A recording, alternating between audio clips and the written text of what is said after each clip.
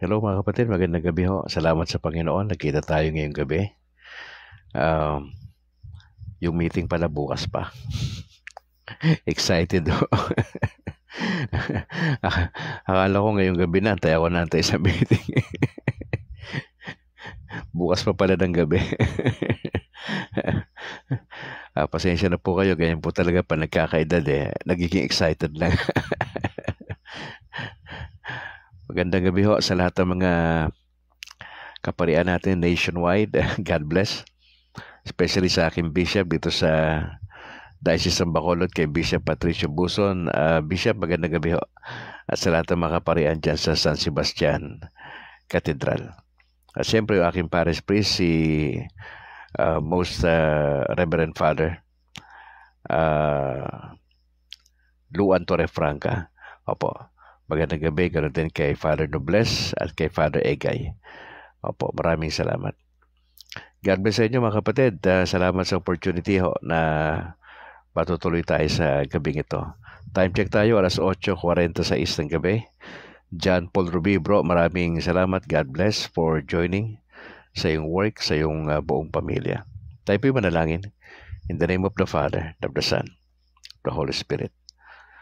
Ama, salamat po sa gabing ito. Salamat sa opportunity. And we would like to thank you, Mama Mary, for guiding us. Salamat po sa inyong pananalangin para sa amin dito sa lupa. Salamat po sa inyong ministry ng pananalangin at pag-iingat sa kabuuang simbahan bilang ina ng simbahan. Maraming salamat po.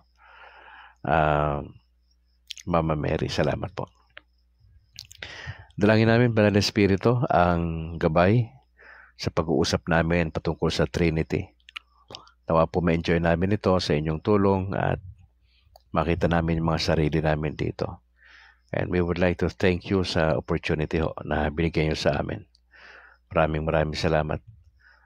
Tunay na kayo ho ay napakabuting Diyos. Samahan nyo kami. Maraming salamat po. We pray this in Jesus' name. Amen. Amen. In the name of the Father, of the Son, of the Holy Spirit. Alright, magandang gabi ulit mga kapatid. Salamat, Brad Ang Cortez. God bless sa buong pamilya. Salamat for joining.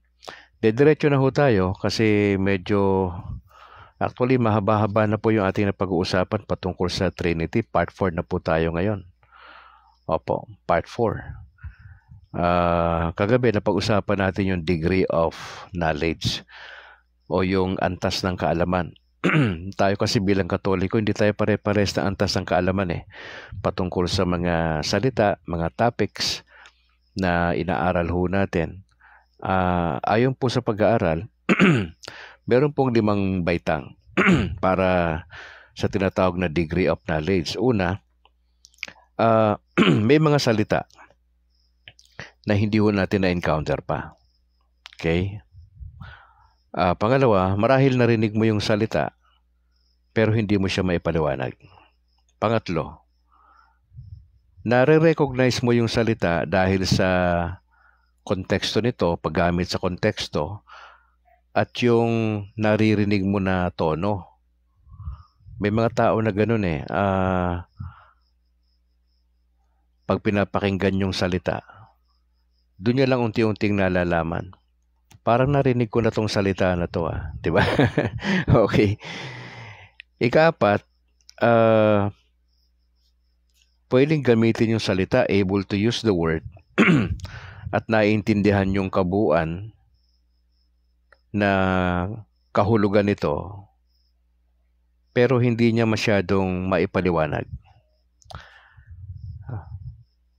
Ika-5, may mga tao naman na mahusay sa paggamit ng salita, kaya niyang gamitin ito at kaya niya itong i-define. Of course, para ma-attain mo yung basic knowledge, importante meron kang panahon mag-aral. Talagang tututukan mo yon.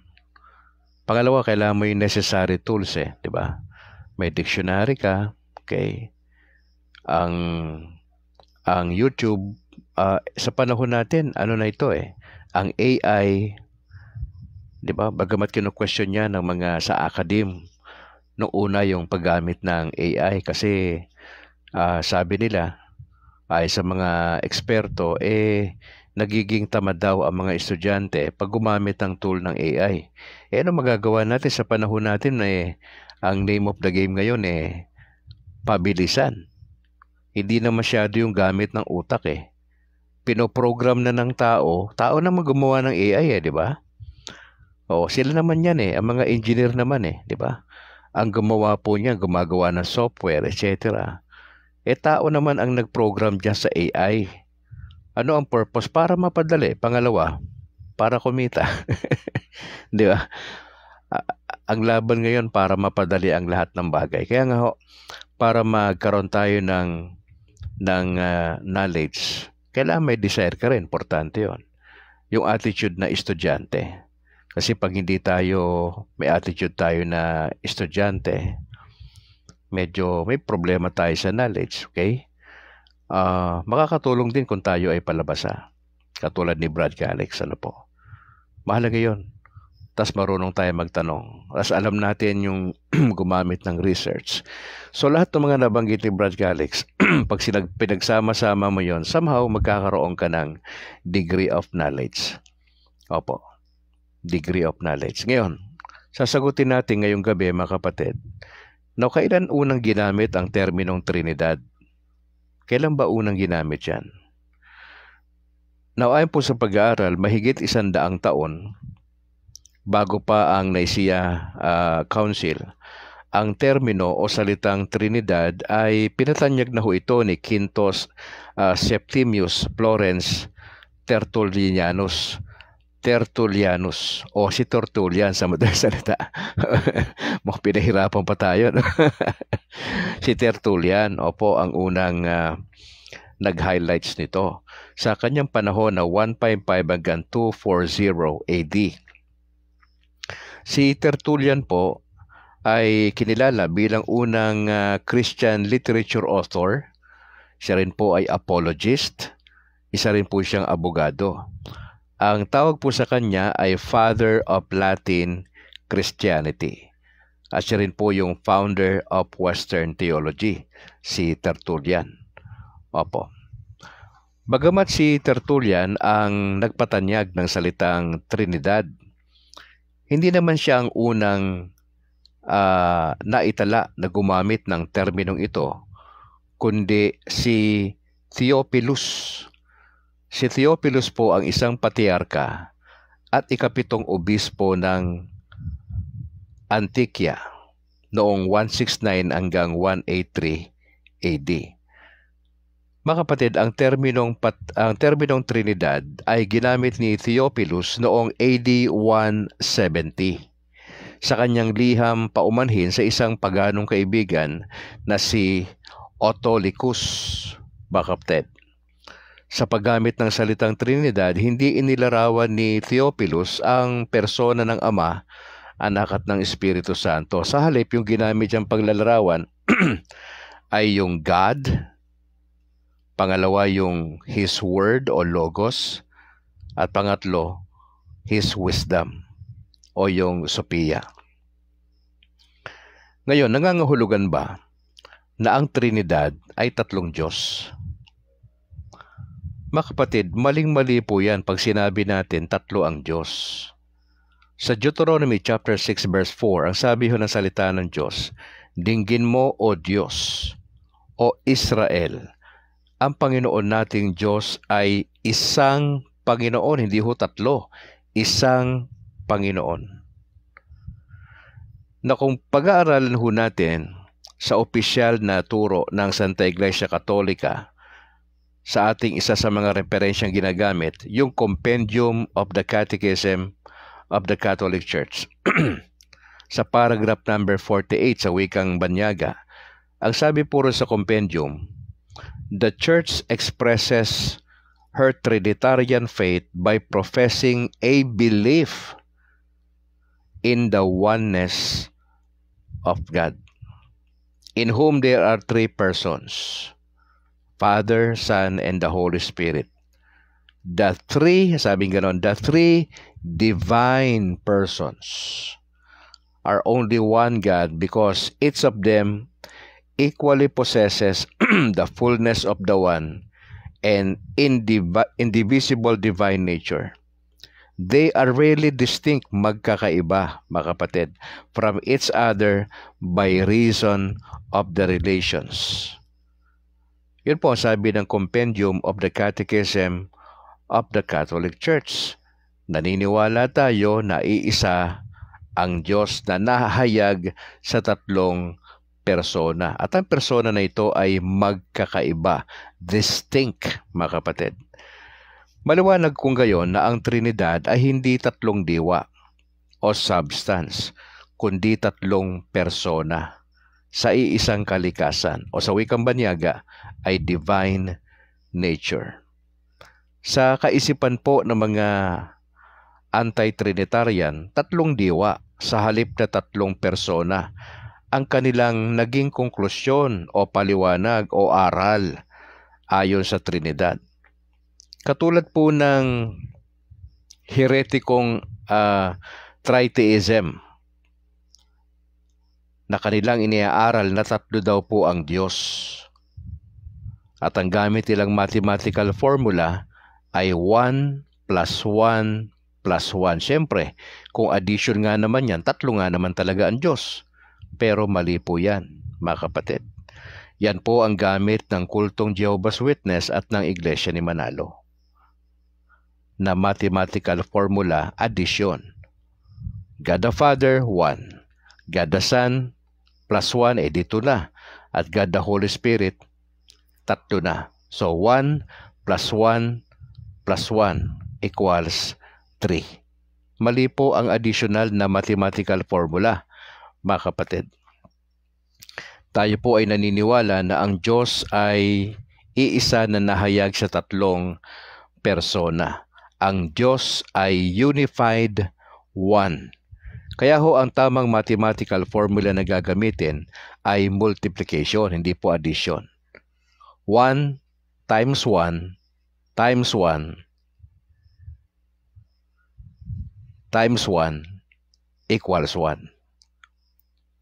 Ang bawat isang numero po ay maihahalin tulad sa bawat persona ng Trinidad na umiiral na magkakasama.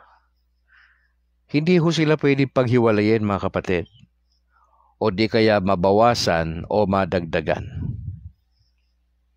Na may gumamit nga po na paglalarawan o analogy o paghahambing na gamit po ang chemistry. Na kung ilalagay daw po ang isang plain water sa vacuum na merong gas pressure na 230 millimeters at meron pong temperature na 0 degrees centigrade, ano mangyayari sa tubig? Ang tubig po ay titigas. Ang ibabang bahagi ay magiging yelo, ngunit mananatiling liquid ang nasa gitnang bahagi. Samantalang umaangat o sumisingaw o nagbe-vaporize naman pa itaas ang isang bahagi ng tubig upang maging gas. Sa isang pagkakataon, ang tubig ay nagkakaroon ng tatlong komposisyon: solid, liquid, at gas. Mula sa iisang body of water. Magkakaiba ang anyo, subalit pare-parehong tubig. Ang isa pang halimbawa po na paghahambing ay pwedeng gawin sa tatlong elemento na umiiral sa mundo: ang oras, ang sukat, o ang bagay, o time, space, and matter.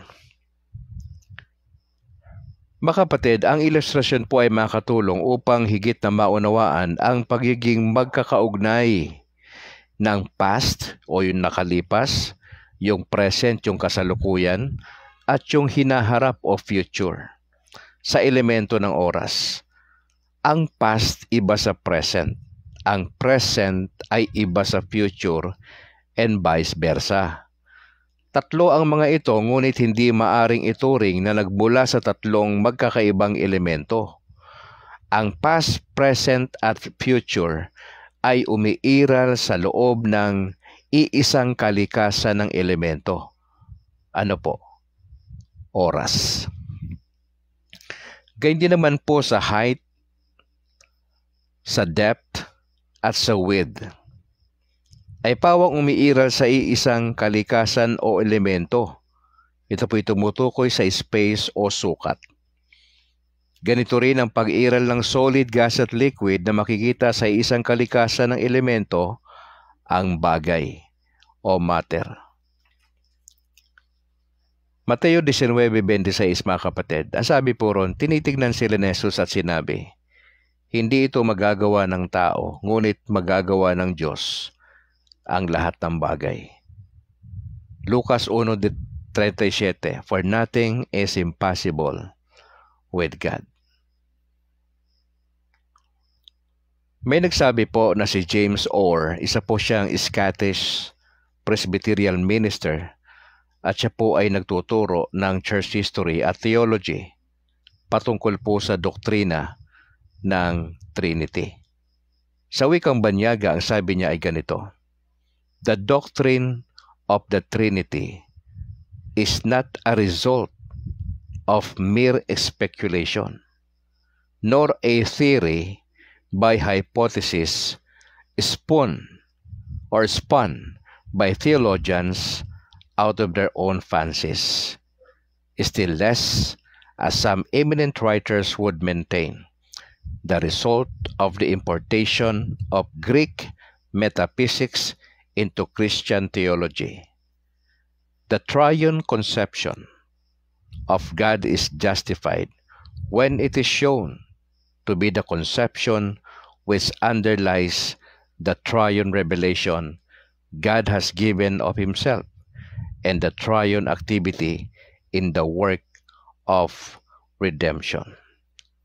Hindi po ito bunga ng haka-haka ng tao o di kaya teorya. Pag sinabing theory, hindi naman napatunayan. Hindi naman facts. Hindi po. Totoo ang usapin ng Trinity.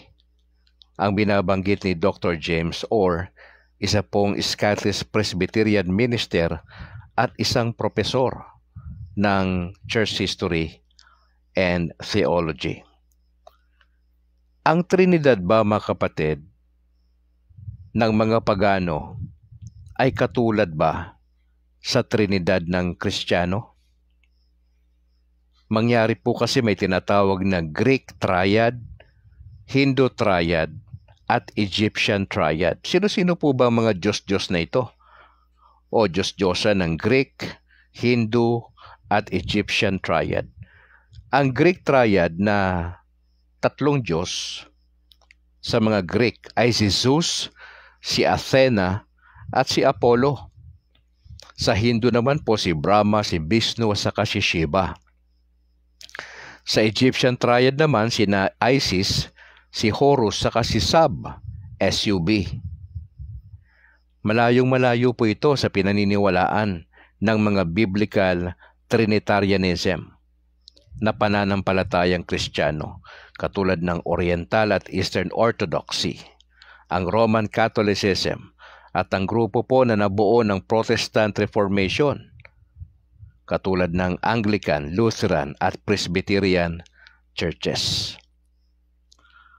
Pinaniniwalaan po nila itong Greek triad, Hindu triad, at Egyptian. Magkakaiba ang Diyos. Dito nga triad, tatlong klaseng magkakaiba-ibang Diyos. Sa atin sa Katoliko, iisa lang ho ang Diyos na naihayag sa tatlong persona. Ang mga anti-Trinitarians po ay madalas na naglalathala ng mga larawan o mga imahe ng mga Greek, Hindu at Egyptian triad. At makaraan na ilalagay sa picture o caption na ito'y mga Diyos ng pagano. Ngunit ang tinutukoy naman sa kanilang inilalathalang artikulo ay tungkol sa Santissima Trinidad ng mga Kristiyano. Mga kapatid, may tuturing po na panlilinlang o diversionary tactics po ang istilong ganito. Ganyan po ang ginagawa ng Saksi ni Jehovah at ng Iglesia ni Manalo. Paano nila tinutwist ang issue patungkol sa Trinity. Simple lang, hindi kasi sila naniniwala sa Trinity. Hindi po Diyos si Kristo at ang banal na Espiritu. Ang God the Father lang ang kinikilala ng mga kultong nabanggit.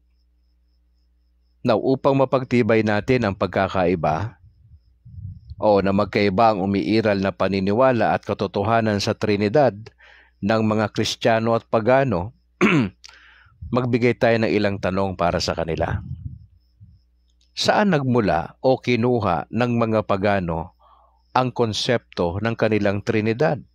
Kasi may binabanggit ang Greek Triad si Zeus ang kanilang kinikilalang Diyos, si Athena, si Apollo. Sa Hindu naman, may kinikilala silang Diyos, 3. Si Brahma, si Vishnu, saka si Shiva. Sa Egyptian Triad naman, meron si Isis, si Horus, saka si Sab. Ang tanong natin sa kanila, saan nagmula o saan kinuha ng mga Pagano ang konsepto ng kanilang Trinidad? Pangalawa, bakit hindi 2 o 4 ang karakter na ginamit sa kanilang Diyos? Pangatlo, saan nila kinuha ang paniniwala o pananaw tungkol sa Diyos sa langit? Ang totoo mga kapatid, ang mga Pagano ay mahihirapang sumagot o humanap ng sagot sa ating 3 tanong. Saan ba galing, Brad Calix? Mga kapatid, huwag ko kayong mabibigla. Saan galing kanyo? Nagmula po yan sa mga kwento o kathang isip. Sa madaling salita, myth. Baga kwentong barbero lang. Wala talagang facts, mga kapatid. Wala hong batayan. Myth. Katang isip lang po. Roma 1:20-25. Mula pa ng likain ng Diyos ang sanlibutan. Ang kanyang likas na hindi nakikita, ang kanyang kapangyarihang walang hanggan, at ang kanyang pagka-Diyos ay maliwanag na inihahayag ng kanyang mga ginawa. Kaya't wala na silang may dadahilan pa. Kahit alam nilang may Diyos, siya'y hindi niya nila pinarangalan bilang Diyos, ni pinasalamatan man lang. Sa halip naghaka-haka sila ng mga bagay na walang kabuluhan. Kaya't nagdilim ang hangal nilang pag-iisip. Sila'y nagmamarunong, ngunit lumitaw na sila'y mga hangal. Tinatalikuran nila ang kalawalatian ng Diyos na walang kamatayan at sinamba nila yung mga larawan ng mga taong may kamatayan, ng mga ibon, ng mga hayop, ng may 4 na paa, at ng mga hayop na gumagapang. Kaya't hinayaan na sila ng Diyos sa kanilang maruruming pagnanasa hanggang sa hindi na nila mapigil ang paggawa ng kahalayan sa isa't isa. Ito matindi sa huling talata. Ang katotohanan tungkol sa Diyos ay tinalikuran at pinalitan nila ng kasinungalingan. Sinamba nila at pinaglingkuran ang mga nilikha sa halip na ang lumikha, na siyang dapat papurihan magpakailanman. Amen.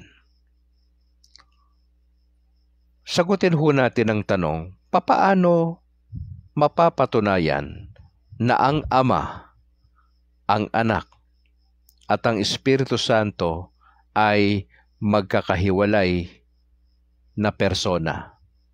Ulitin natin ang tanong. Papaano mapapatunayan na ang Ama at ang Anak at ang Espiritu Santo ay magkakahiwalay na persona?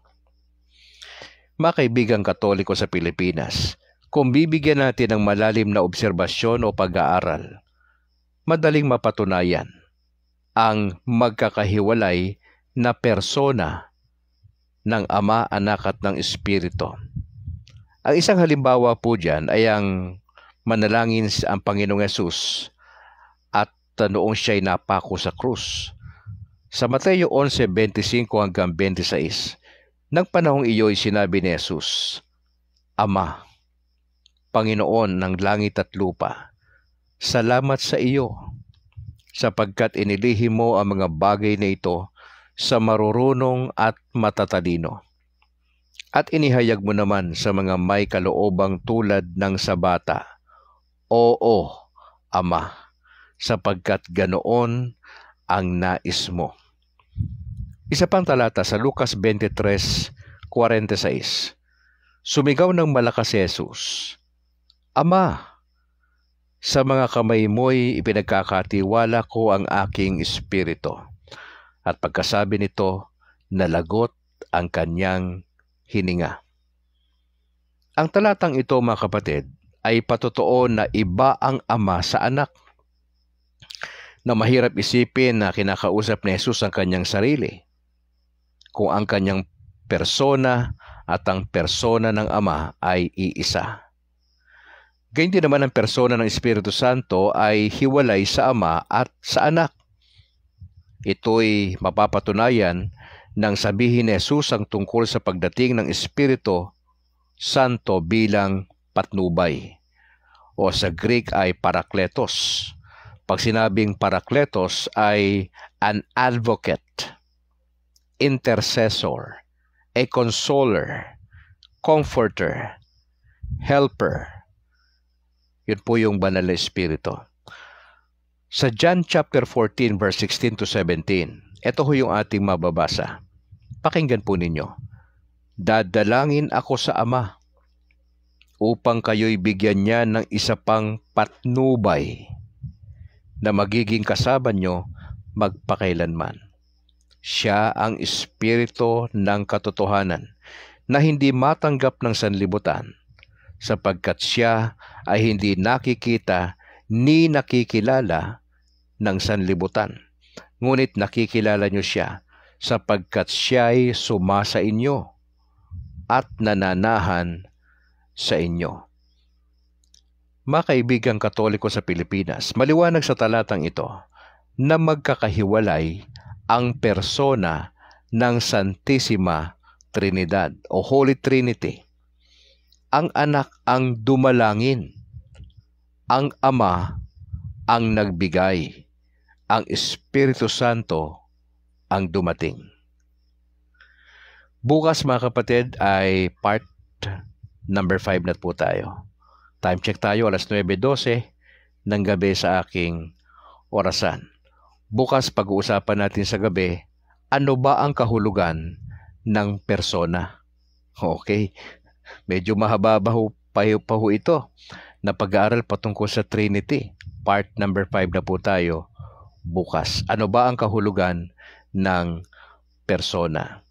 Maraming salamat, Brain Utak, watching from United Arab Emirates. Maraming salamat po. God bless. Gerald Silva, Pipito Barbon, salamat po. Si Joseph Jimenez, maraming salamat po sa inyo. God bless. Edita Hubo, salamat po. Junior Coronel, si kapatid na Fatima Quintana Imperio, God bless. Ruby Celeste Babiera, salamat po.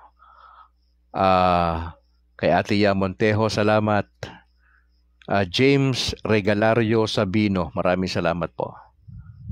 Alfredo Calixto IV, kapatid ko po yan. Puro kami Alfredo eh. Alben Bahan, maraming salamat. Raydan Garcia, salamat po.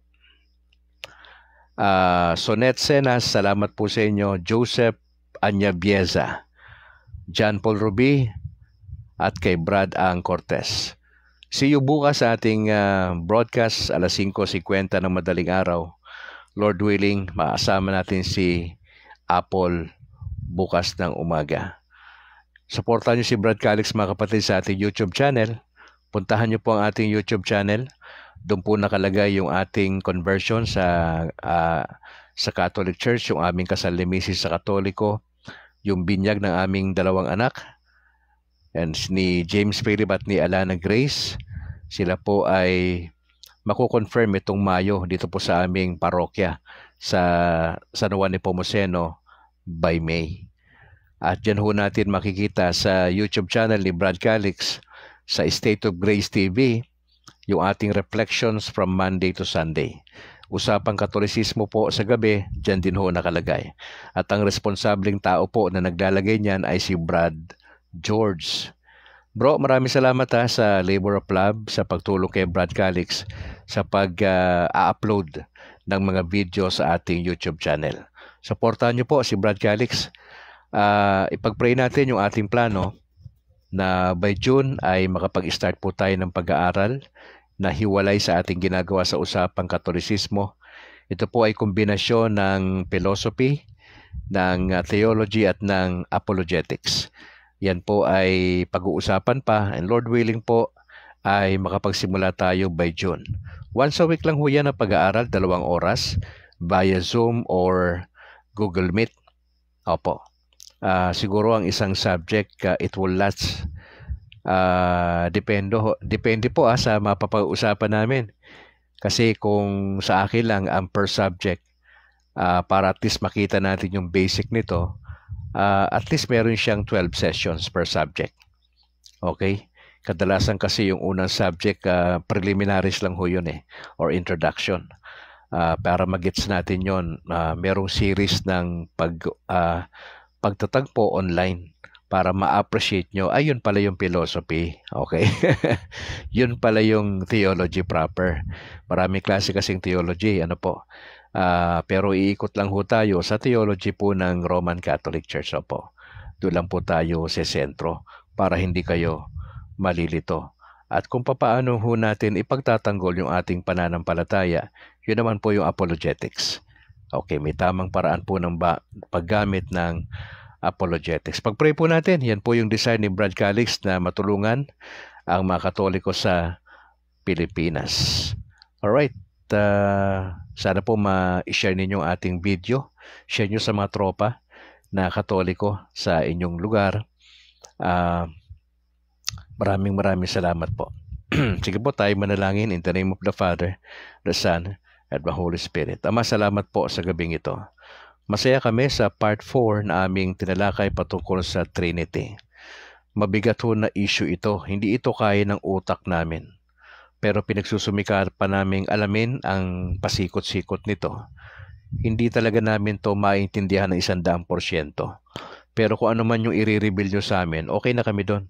Ang mahalaga lang ay alam namin ano ba ito? Ano ba ibig sabihin nito? Paano ba namin to intindihin maski pa paano? At paano namin to i-share ng simple sa mga kausap namin. Of course, ito ay tatanggapin namin by faith. Hindi man namin to lubusang maintindihan, pero salamat kasi may paliwanag maski pa paano. At maraming salamat po. Patnubay ho, Lord, sa bawat kasama sa broadcast tonight. Maraming salamat sa inyong patnubay. Naasahan po namin ang maayos na tulog mamaya. Lord willing, bukas magigising ho kami ng hindi ho masakit ang aming batok. Maraming salamat po sa nakalipas na pagtulong nyo sa amin sa maghapon. Marami kami nagawa.